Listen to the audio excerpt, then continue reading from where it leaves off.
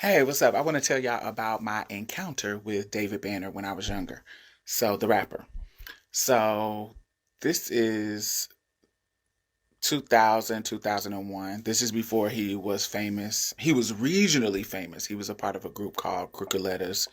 And, he had a song called Get Crunk. I think one of his more solo songs was like Firewater, somewhere around there. So, this is a time before his like a Pimp song that really blow him up nationally comes out. So that's like 2003.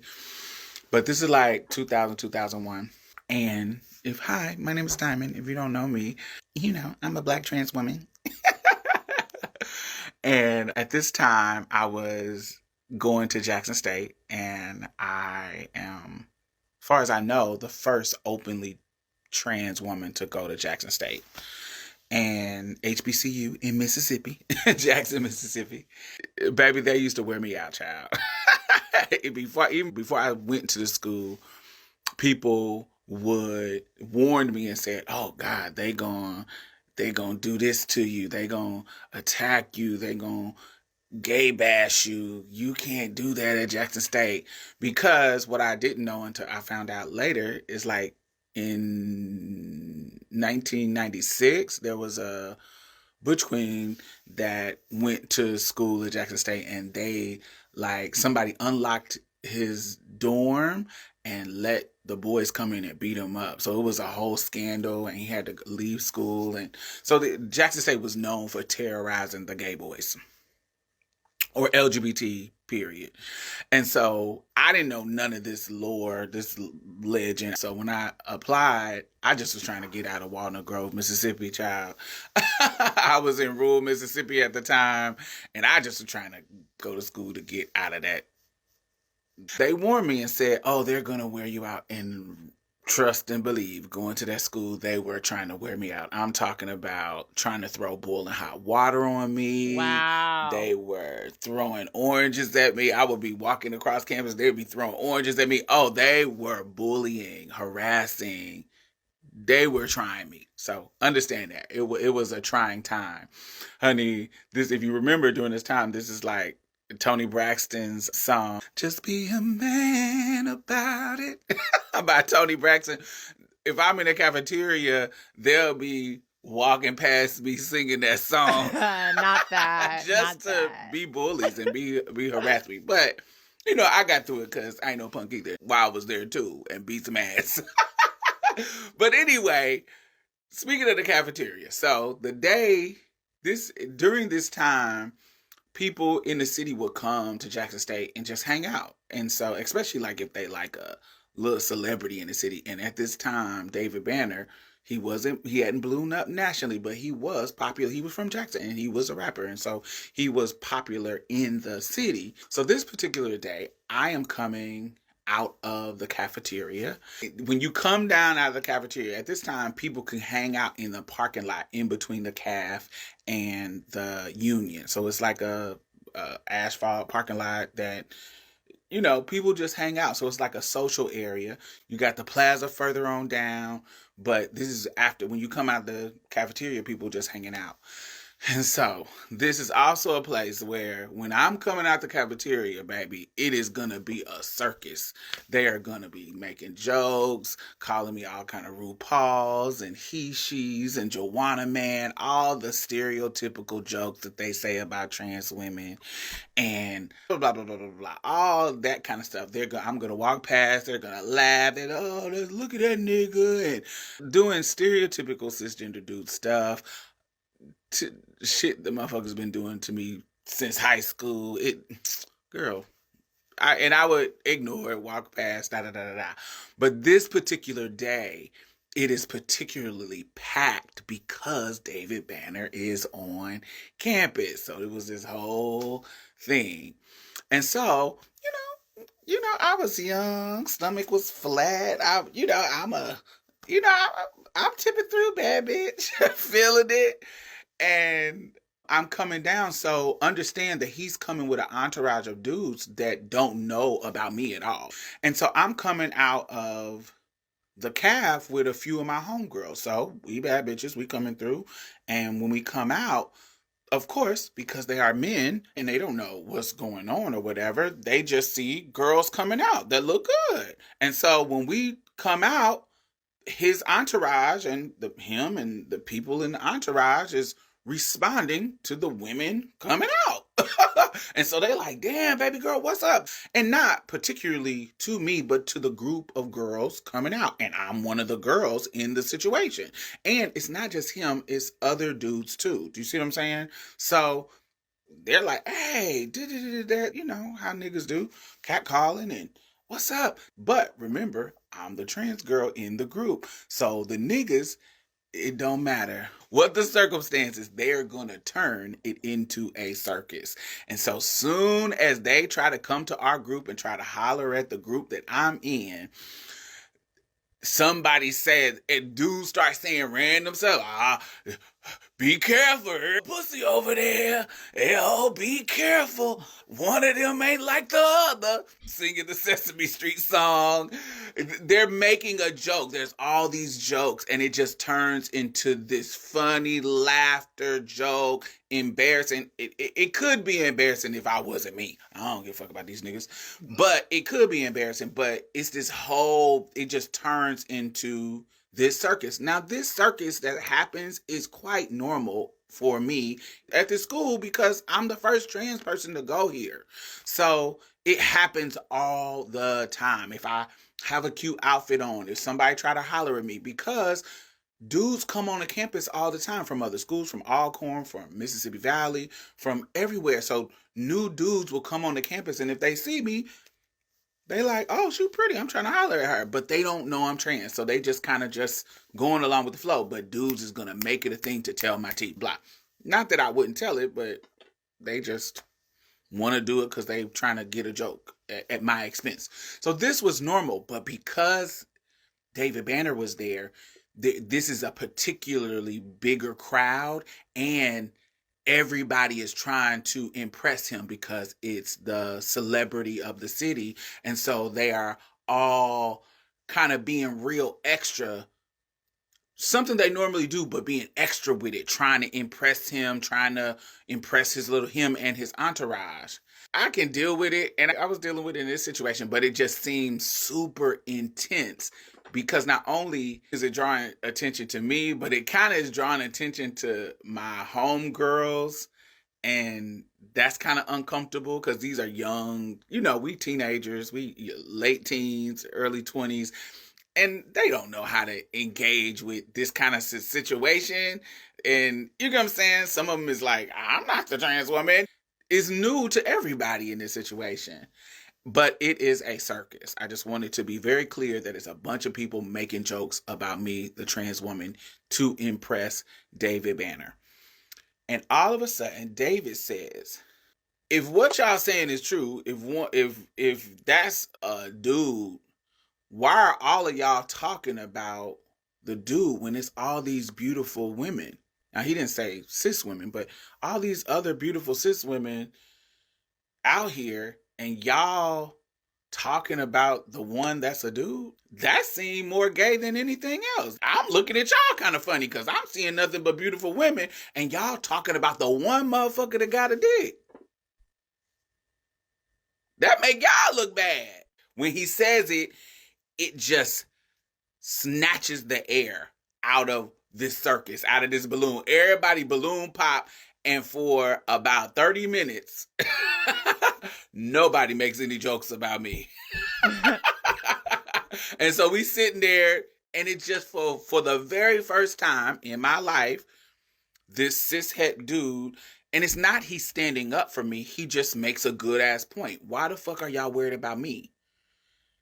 Why are y'all making this whole scene, this whole scenario about the one trans person when if you like women, all these college-age beautiful women around here, and y'all worried about me, the trans woman? Nigga, what the fuck is going on with you? But for about 30 minutes in that space, everybody went on about their business without making jokes about me because he set the tone of, nigga, get the fuck out of here. It was such a dope thing because I hadn't, nobody had done that before. And remember, it wasn't him defending me or sticking up for me. It just he was making a point, and it just was a beautiful moment. And ever since then, I've been a fan of his, and I appreciated him calling that out and then literally moving on to talk to regular girls and be cool and not add to the joke of me being the butt of the joke. He literally was like, "What the fuck are y'all doing? This ain't, I ain't come here for this." And I will always remember that moment in my life and respect him for that. And I've been a fan ever since. First of all, y'all have to go listen to and subscribe to Martha's Plate, which is Diamond Stylz podcast, which is great. And also, please go and support Diamond Stylz. She's one of my favorite trans content creators, and she's been doing this as long, if not longer, than I have. One of the things that this story made me think about is the fact that when you're a transgender woman, you're kind of forced to interact with this idea that within our society, you're meant to be objectified if you're feminine, right? If you're feminine, if you're a trans woman, right? The way that people often interact with you is like you are only there to be objectified. You are only existing within this space to be the subject of someone's either adoration or rejection. And there are a lot of people who only really engage with people who are feminine in that context, right? You're either placating to my desires or you're completely outside of them. And that is the only way I'm going to interact with you. It's a very misogynistic aspect of our society. And it's dizzying because a lot of cishet society would like to believe that this is like a natural thing. This is like a thing that everyone does. It's a innate thing, you know, this is all da da da da da, right? But at the end of the day, you'll notice that everyone in society who's seen as feminine is scrutinized.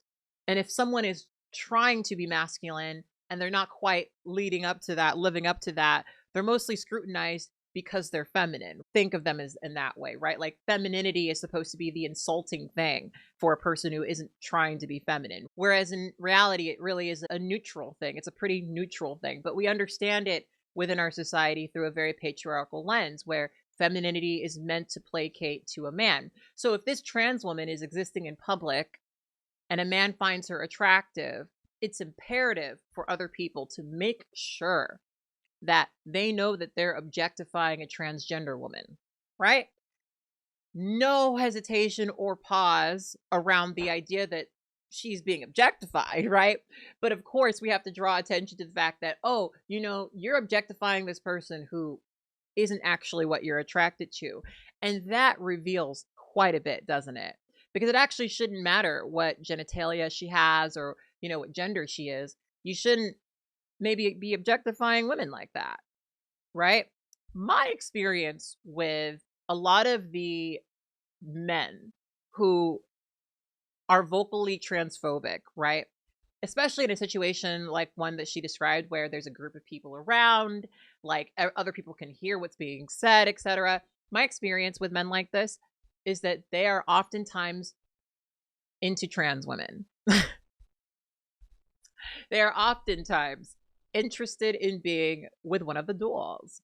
And David Banner's reaction really reminds me of something that I was talking about recently about how, like, there's men in this society who are so straight that they don't care about trans women. Like, they're not that intimately involved, right? Everyone has these conversations about trans women where we have to save them from straight men.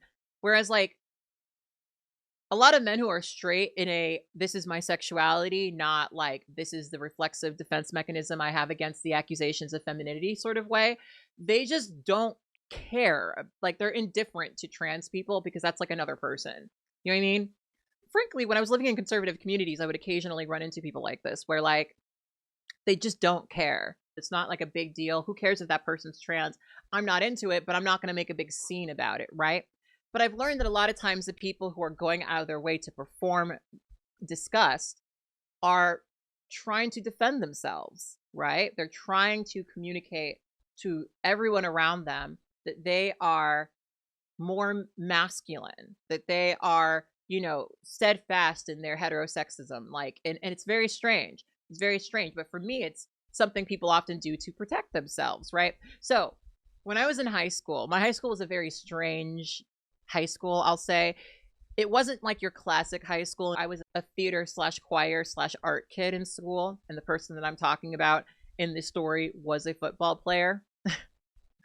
It wasn't like the football players were particularly popular in my school. We were a very academic school. So, like, the smart kids were really the popular kids. But there was this football player who used to bully me all the time. And I knew his sister. His sister and I had at some point been friends. One of those situations where you're friends when you're like in daycare as children, but you know, you get older, yada, yada, yada. But I, for a very short period of time, was a little bit of a Craigslist rat. Well, slut. We'll just say it. We'll just be honest about it. Slut. Yeah, I got around. Yeah. Okay. I posted in the casual encounter section, being a young trans woman, like, on her way. And I especially did it back then because I felt at the time like it was so impossible for me to find someone in my city that was attracted to trans women. And obviously I had a hard time meeting people in my community, especially because, you know, I went to high school in this community and I know so many of these people, right? So I would post these ads really kind of like looking for someone who was interested in me. And I got a message from this guy very, very mysteriously who happened to live in my neighborhood. And this guy lived just a couple of blocks away from me. And so when I first connected with him, I was like really excited because I was like, oh my God, this guy's like really local. He lives in the same neighborhood as me. That's exactly what I was looking for, you know, because I used to have this like thought back in the day where like I would meet someone and like, yeah, maybe they would want to fuck me, but like they would eventually fall in love with me and like we would like get married and all, you know, just girl, I was young. And as we've spoken about many times, traumatized. But anyway, so he didn't want to send me pictures of himself, but I, of course, had posted all of my pictures. I take a lot of selfies. I take a lot of, you know, selfies of a certain sort, you know, and I had posted some pretty good ones. And I forget how old I was. I want to say I was 18 or 19. I was pretty young. This guy was my age. So I was like, oh, cool, whatever. And because he was literally just up a couple of streets, this is stupid. This is really stupid. I had this thought of like, okay, well, maybe I'll just show up. And push come to shove, I can run to my place. Now, mind you, I grew up in a little city called Walnut. Walnut is a very safe, quiet community. And I had no street sense at all, right? So keep that in mind when I'm telling you this story. So I go to this house and I go to the back where he told me to go. And it's that fucking football player. It's that fucking football player who used to bully me all the time. And I wish I could tell you that I was like, oh, you've been bullying me. And wow, how ironic that you're here interested in me. You know, like, I don't actually believe in sharing my body with men who won't politically defend it. So like, yeah, I wish I said that. I wish I did that, you know, but you know, he was hot and I was a pick me and 1 + 1 = 2. And for like a really short period of time after that, I had like entertained the delusion that maybe he would like, you know what I mean? Like just come around or whatever. But of course he didn't. Of course he didn't. And I partially do wonder what that guy's doing right now. Mostly because I wonder what he looks like now. Because he was hot. He was hot, if I'm being honest. He was hot. And maybe that's why I'm a submissive. Maybe I like being bullied by hot men. Maybe that's why we developed that maladaptation. But anyway, actually, he probably isn't hot. Actually, I'm going to walk that back because I'm going to say this. What I thought was attractive when I was younger, not even close to what is actually attractive. So There's a part of me that wants to Google him to see if he's actually attractive or if he was just like theoretically attractive in my brain. But anyway, long story short, a lot of times the men who go out of their way to bully you are like they like trans girls. And I've had this experience so many times in my life. Last time I had this experience, this was a guy that I had gotten to know over the course of a couple of weeks at a club. And he is such a friendly guy. Then I added him on Instagram and he turned out to be a fucking Trumper, like a MAGA Trumper. And this is the kind of guy who didn't know that I was trans. When we were always hanging out, he would always be attracted to me and broadcasting to other people that he was attracted to me. He would take me around the room and be like, she's hot, right? And maybe, and who knows what it is. I know that he wants me. Let's just say that. I know that he wants me. But I also know that if you were to go on his Instagram, he's posted all types of shit that might indicate otherwise, right? And it really is, for a lot of these people, a defense mechanism, In this story that she told, like, David Banner didn't, like, turn around and, become interested in the trans girl. He moved on. He wasn't interested in that, and that was that, right? Things are either going to happen or they're not. And I'm going to be very blunt with you. I know that a lot of cis women have been lied to by cis men about this. But my experience is that when men are attracted to you, they don't care. They don't care. They don't care.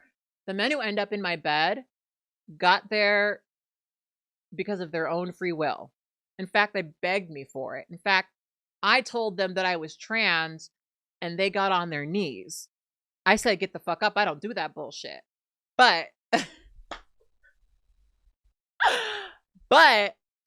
that's the truth, and people have this like they have this way of not wanting to see this, and I think it's kind of funny.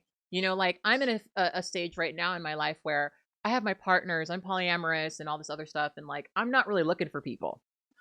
I'm not opposed to meeting new people, but I'm not like eager to date and be with new people. And the way that men just insert me into their life because I'm a feminine person in the room with them is crazy. Crazy. Crazy. It's something that I still have a really hard time with. Like, I hate that a lot of times, because I go out by myself all the times. When I go out and I interact with people and I'm alone, men just kind of like treat me like an NPC and like include me in their amorous interaction that they would like to have with a person. And it's like, I don't know you. I don't even think I'm interested. Does it sound like I'm full of myself if I say that I get asked out a lot? If I say that men are always chasing me down the street to talk to me? So it's kind of crazy that like people believe that trans women are out there tricking people or like forcing themselves into the bedroom, because high key, I can't go anywhere without men hounding me. And it is part of why I enjoy my time inside. But anywho, let's move on to the next video.